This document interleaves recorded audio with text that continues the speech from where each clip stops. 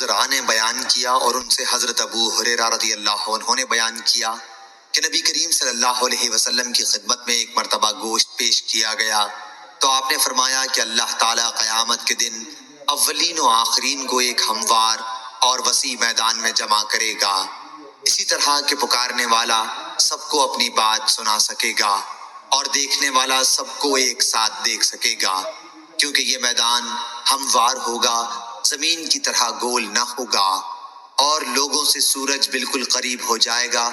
پھر آپ نے شفاعت کا ذکر کیا کہ لوگ حضرت ابراہیم علیہ السلام کی خدمت میں حاضر ہوں گے اور عرض کریں گے کہ آپ روئے زمین پر اللہ کے نبی اور خلیل ہیں، ہمارے لیے اپنے رب کے حضور میں شفاعت کیجیے۔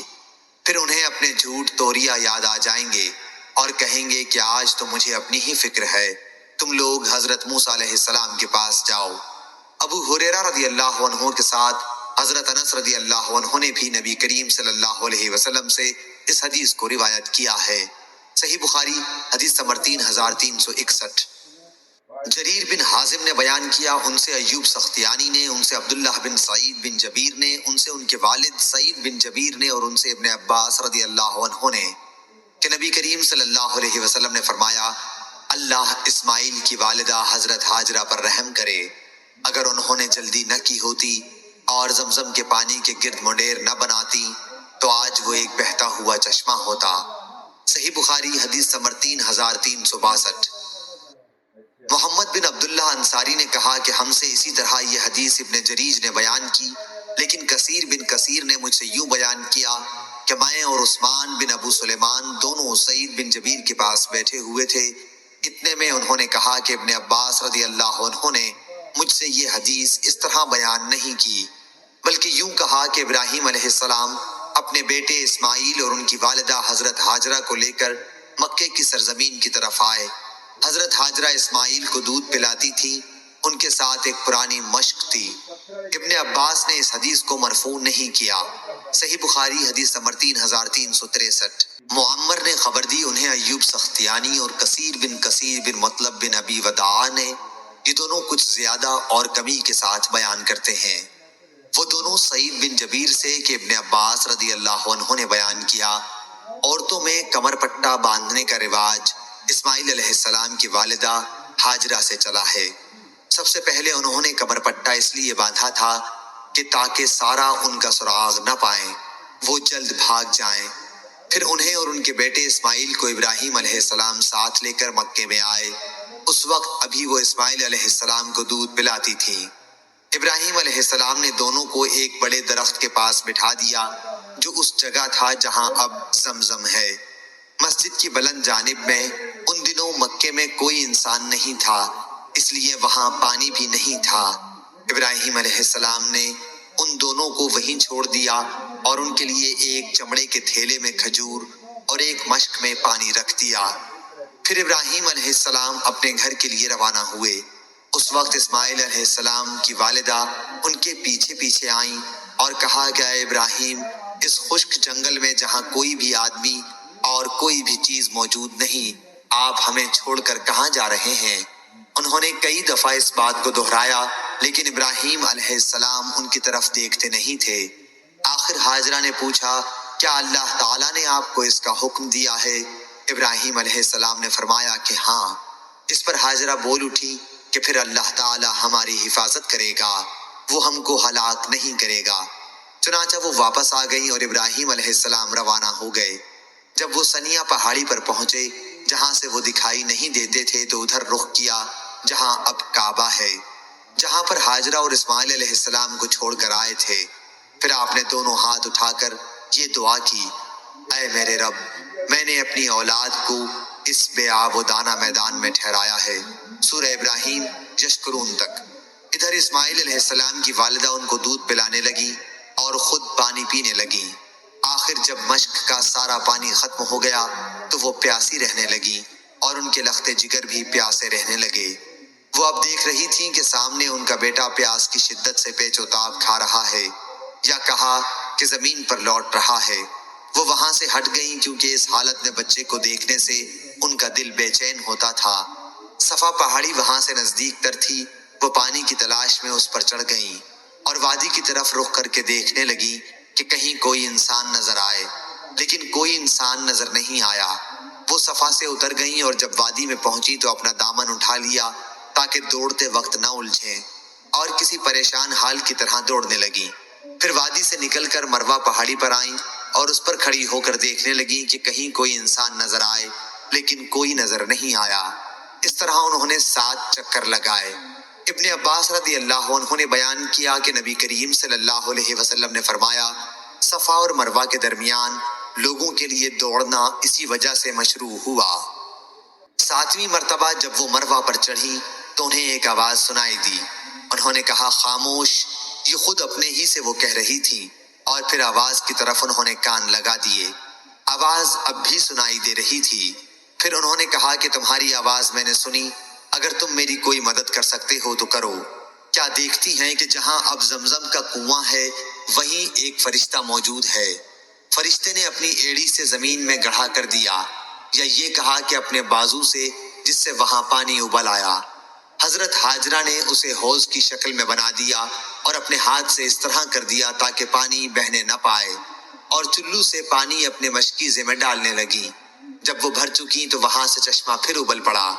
ابن عباس رضی اللہ عنہ نے بیان کیا کہ نبی کریم صلی اللہ علیہ وسلم نے فرمایا، اللہ اسماعیل پر رحم کرے، اگر زمزم کو انہوں نے یوں ہی چھوڑ دیا ہوتا، یا آپ نے فرمایا کہ چلو سے مشکیزہ نہ بھرا ہوتا تو زمزم ایک بہتے ہوئے چشمے کی صورت میں ہوتا۔ بیان کیا کہ پھر ہاجرہ نے خود بھی وہ پانی پیا اور اپنے بیٹے کو بھی پلایا۔ اس کے بعد ان سے فرشتے نے کہا کہ اپنے برباد ہونے کا خوف ہرگز نہ کرنا، کیونکہ یہی خدا کا گھر ہوگا جسے یہ بچہ اور اس کا باپ تعمیر کریں گے، اور اللہ اپنے بندوں کو ضائع نہیں کرتا۔ اب جہاں بیت اللہ ہے، اس وقت وہاں ٹیلے کی طرح زمین اٹھی ہوئی تھی۔ سیلاب کا دھارا آتا اور اس کے دائیں بائیں سے زمین کاٹ کر لے جاتا۔ اس طرح وہاں کے دن و رات گزرتے رہے، اور آخر ایک دن قبیلہ جرہم کے کچھ لوگ وہاں سے گزرے، یا آپ نے یہ فرمایا کہ قبیلہ جرہم کے چند گھرانے مقام قدا، مکے کا بالائی حصہ کے راستے سے گزر کر مکے کے نشیبی علاقے میں انہوں نے پڑاؤ کیا۔ قریب ہی انہوں نے منڈلاتے ہوئے کچھ پرندے دیکھے۔ ان لوگوں نے کہا کہ یہ پرندہ پانی پر منڈلا رہا ہے، حالانکہ اس سے پہلے جب بھی ہم اس میدان سے گزرے ہیں یہاں پانی کا نام و نشان بھی نہ تھا۔ آخر انہوں نے اپنا ایک آدمی یا 2 آدمی بھیجے، وہاں انہوں نے واقعی پانی پایا، چنانچہ انہوں نے واپس آ کر پانی کی اطلاع دی۔ اب یہ سب لوگ یہاں آئے۔ راوی نے بیان کیا کہ اسماعیل علیہ السلام کی والدہ اس وقت پانی پر ہی بیٹھی ہوئی تھی۔ ان لوگوں نے کہا کہ کیا آپ ہمیں اپنے پڑوس میں پڑاؤ ڈالنے کی اجازت دیں گی؟ ہاجرہ نے فرمایا کہ ہاں، لیکن اس شرط کے ساتھ کہ پانی پر تمہارا کوئی حق نہیں ہوگا۔ انہوں نے اسے تسلیم کر لیا۔ ابن عباس رضی اللہ عنہ نے بیان کیا کہ نبی کریم صلی اللہ علیہ وسلم نے فرمایا، اب اسماعیل کو پڑوسی مل گئے۔ انسانوں کی موجودگی ان کے لیے دل جمعی کا باعث ہوئی۔ ان لوگوں نے خود بھی یہاں قیام کیا اور اپنے قبیلے کے دوسرے لوگوں کو بھی بلوا لیا، اور وہ سب لوگ بھی یہیں آ کر ٹھہر گئے۔ اس طرح یہاں ان کے کئی گھرانے آ کر آباد ہو گئے، اور بچہ اسماعیل علیہ السلام جرہم کے بچوں میں جوان ہوا اور ان سے عربی سیکھ لی۔ جوانی میں اسماعیل علیہ السلام ایسے خوبصورت تھے کہ آپ پر سب کی نظریں اٹھتی تھیں، اور سب سے زیادہ آپ بھلے لگتے تھے۔ چنانچہ جرہم والوں نے آپ کی اپنے قبیلے میں ایک لڑکی سے شادی کر دی۔ پھر اسماعیل علیہ السلام کی والدہ ہاجرہ کا انتقال ہو گیا۔ اسماعیل علیہ السلام کی شادی کے بعد ابراہیم علیہ السلام یہاں اپنے چھوڑے ہوئے خاندان کو دیکھنے آئے۔ اسماعیل علیہ السلام گھر پر نہیں تھے، اس لیے آپ نے ان کی بیوی سے اسماعیل علیہ السلام کے متعلق پوچھا۔ انہوں نے بتایا کہ روزی کی تلاش میں کہیں گئے ہیں۔ پھر آپ نے ان سے ان کی معاش وغیرہ کے متعلق پوچھا تو انہوں نے کہا کہ حالت اچھی نہیں ہے، بڑی تنگی سے گزر اوقات ہوتی ہے۔ اس طرح انہوں نے شکایت کی۔ ابراہیم علیہ السلام نے ان سے فرمایا کہ جب تمہارا شوہر آئے تو ان سے میرا سلام کہنا، اور یہ بھی کہنا کہ وہ اپنے دروازے کی چوکھٹ بدل ڈالیں۔ پھر جب اسماعیل علیہ السلام واپس تشریف لائے تو جیسے انہوں نے کچھ انسیت سی محسوس کی اور دریافت فرمایا، کیا کوئی صاحب یہاں آئے تھے؟ ان کی بیوی نے بتایا کہ ہاں، ایک بزرگ اس شکل کے یہاں آئے تھے اور آپ کے بارے میں پوچھ رہے تھے۔ میں نے انہیں بتایا کہ آپ باہر گئے ہوئے ہیں۔ پھر انہوں نے پوچھا کہ تمہاری گزر اوقات کا کیا حال ہے؟ تو میں نے ان سے کہا کہ ہماری گزر اوقات بڑی تنگی سے ہوتی ہے۔ اسماعیل علیہ السلام نے دریافت کیا کہ انہوں نے تمہیں کچھ نصیحت بھی کی تھی؟ ان کی بیوی نے بتایا کہ ہاں، مجھ سے انہوں نے کہا تھا کہ آپ کو سلام کہہ دوں، اور وہ یہ بھی کہہ گئے ہیں کہ آپ اپنے دروازے کی چوکھٹ بدل دیں۔ اسماعیل علیہ السلام نے فرمایا کہ وہ بزرگ میرے والد تھے اور مجھے یہ حکم دے گئے ہیں کہ میں تمہیں جدا کر دوں، اب تم اپنے گھر جا سکتی ہو۔ چنانچہ اسماعیل علیہ السلام نے انہیں طلاق دے دی اور بنی جرہم ہی میں ایک دوسری عورت سے شادی کر لی۔ جب تک اللہ تعالیٰ کو منظور رہا، ابراہیم علیہ السلام ان کے یہاں نہیں آئے۔ پھر جب کچھ دنوں کے بعد وہ تشریف لائے تو اس مرتبہ بھی اسماعیل علیہ السلام اپنے گھر پر موجود نہیں تھے۔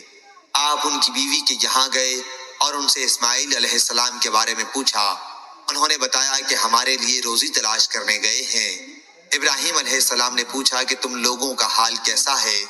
آپ نے ان کی گزر بسر اور دوسرے حالات کے متعلق پوچھا۔ انہوں نے بتایا کہ ہمارا حال بہت اچھا ہے، بڑی فراخی ہے۔ انہوں نے اس کے لیے اللہ کی تعریف و ثنا کی۔ ابراہیم علیہ السلام نے دریافت فرمایا کہ تم لوگ کھاتے کیا ہو؟ انہوں نے بتایا کہ گوشت۔ آپ نے دریافت فرمایا کہ پیتے کیا ہو؟ بتایا کہ پانی۔ ابراہیم علیہ السلام نے ان کے لیے دعا کی، اے اللہ، ان کے گوشت اور پانی میں برکت نازل فرما۔ حضرت صلی اللہ علیہ وسلم نے فرمایا کہ ان دنوں انہیں اناج میسر نہیں تھا۔